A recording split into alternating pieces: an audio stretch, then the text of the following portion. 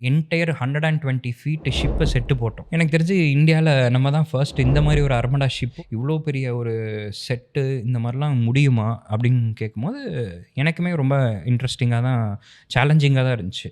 So என்ன பண்ணோம், உண்மையாலுமே ஒரு அர்மடா ஷிப்பு இப்ப இருக்கா? ஆமா இருக்கு. ஸ்பெயின்ல இருக்கு.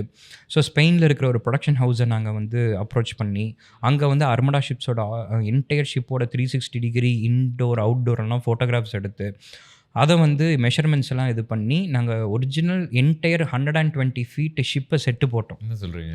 ஆமா. So it's like one biggest production அது. எனக்கு தெரிஞ்சு இந்தியால நம்ம தான் ஃபர்ஸ்ட் இந்த மாரி ஒரு அர்மடா ஷிப் ஒரு டிவி கமர்ஷியலுக்காக ஒண்ணு செட்டு பண்ணது.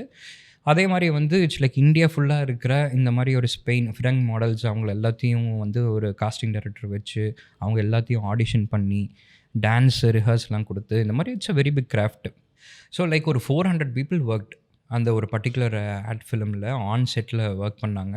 அதே மாரி வந்து இட்ஸ் லைக் இண்டியன் 3 ஓட 2 அண்ட் 3 ஓட ஸ்டைலிஸ்ட். இட்ஸ் லைக் அவர் வந்து he is the national award winner Malayalam இண்டஸ்ட்ரியில. அவர்லாம் பார்த்தீங்கன்னா, he is like OG stylist மாரி. ஒரு ஒரு ஷர்ட் வந்து சீசனிங் ஆகணும்னா, ஏதோ பெபிள் கல்லெல்லாம் வச்சு என்னென்னமோ நம்மலாம் டீ தூள் போடுவோம்னு சொல்லுவோம். பட் அவரோட அப்ரோச்சே டிஃப்ரெண்ட்டா இருக்கு. அவரு வந்து ஒரு பிரசன்டேஷன் கொண்டு வருவாரு.